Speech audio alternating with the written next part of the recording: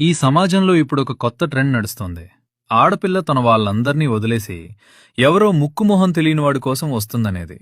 కాని ఇప్పుడు జరుగుతున్నది పూర్తిగా వేరు. ఆమె తన వాళ్లను వదిలి రావటం రట్టే.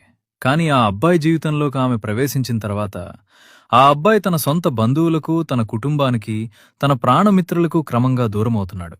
విచిత్రం ఏంటంటే ఆ అమ్మాయి మాత్రం తన తల్లిదండ్రులకు, తన అక్కచెల్లెళ్లకు మునుపటి కంటే ఇంకా ఎక్కువ దగ్గరవుతుంది.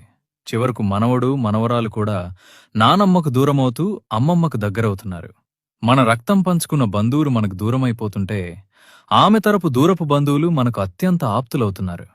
పరిస్థితి ఎలా తయారైందంటే అన్నకంటే బావమరిది ఎక్కువైపోతున్నాడు. జన్మనిచ్చిన నాన్నకంటే మామగారే గొప్పైపోతున్నారు.